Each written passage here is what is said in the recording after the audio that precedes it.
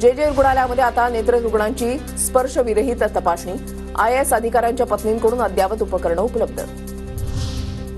मध्य रेल्वेच्या दुर्लक्षामुळे हेरिटेज इंजिन धूळ खात. CSMT पुनर्विकास प्रक्रियेमध्ये जागतिक वारशाकडे मध्य रेल्वेचं दुर्लक्ष. 8 ते 9 महिन्यांपासून स्टेशनवर नूतनीकरणाचं काम सुरू असल्यानं ट्रेनची अवस्था जैसे थे.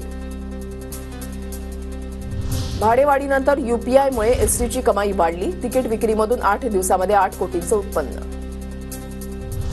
कल्याण शिळफाटा वाहतूक 5 दिवस बंद. निळजे रेल्वे उड्डाणपुलाच्या कामासाठी 5 ते 10 फेब्रुवारीपर्यंत पलावा जंक्शनकडे येणारी सर्व प्रकारची वाहतूक बंद ठेवण्यात येणार.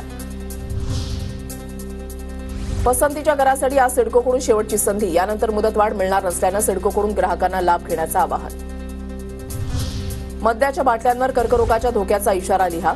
जनहित याचिकेद्वारे मागणी. मुंबई उच्च न्यायालयाकडून केंद्र आणि राज्य सरकारसह अन्न सुरक्षा प्राधिकरणाला भूमिका स्पष्ट करण्याचे आदेश. माघी गणेशोत्सवात POP मूर्ती विक्री विसर्जनास बंदी. उच्च न्यायालयाकडून नियमांचं पालन करण्याचे आदेश. वांद्रे वरळी सेतूवरील 2 वर्षांपूर्वीच्या विचित्र अपघातामध्ये कार चालकाला जामीन. चालक मानसिक आजारानं त्रस्त असल्यामुळे उच्च न्यायालयाकडून जामीन. ठाण्याच्या भिवंडीमधून 9 बांगलादेशी महिलांना अटक. त्यांना आसरा देणाऱ्या चाळ मालकाच्या विरोधात कोनगाव पोलीस ठाण्यामध्ये गुन्हा दाखल.